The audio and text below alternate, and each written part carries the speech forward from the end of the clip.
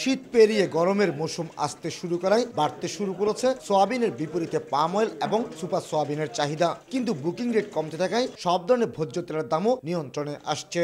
KG প্রতি 2 থেকে 3 টাকা কমে গেছে। আন্তর্জাতিক বাজার কমাতে এখানে আমাদের আভ্যন্তরীণ বাজারও কমে গেছে এবং সাথে সাথে খুচরা বাজারও কমে গেছে। ভারত থেকে লাগামহীনভাবে আমদানি হওয়ায় সাধারণ মানের প্রতি কেজি পেঁয়াজ বিক্রি হচ্ছে 8 থেকে 10 টাকা দরে।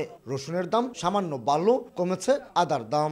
রসুনটা আমদানি কম, তাই গত সপ্তাহে ছিল 70-72, এই সপ্তাহে আছে 78 থেকে 80 টাকা। শীতকালীন সবজির কারণে ডালের চাহিদা কম, ফলে কয়েক সপ্তাহ ধরে সব ধরনের ডালের দাম কমেছে। মসুর ছিল 47 করে, এখন এটা 46 করে চলতেছে। আর মুগ ডাল ছিল আমাদের কাছে 72 টাকা, এখন এটা 1 টাকা কমে 71 করে চলতেছে। প্রায় 2 মাস হতে চলল নিয়ন্ত্রণে আসছে না চিনির দাম। এই সপ্তাহ পাইকারি পর্যায়ে প্রতি কেজি চিনির দাম বেড়েছে 50 পয়সা করে।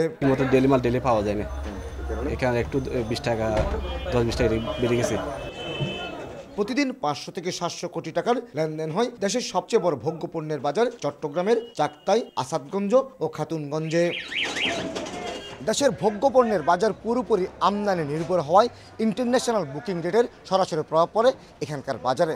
তাই ভোগ্য পণ্যের দাম স্থিতিশীল রাখার জন্য উপযুক্ত সময়ে ভোগ্য পণ্য আমদানির ব্যাপারে ব্যবস্থা নেওয়ার জন্য ব্যবসায়ীরা সরকারের প্রতি আহ্বান জানাচ্ছেন। চট্টগ্রামের খাতুনগঞ্জ থেকে কমল দে, সময় সংবাদ।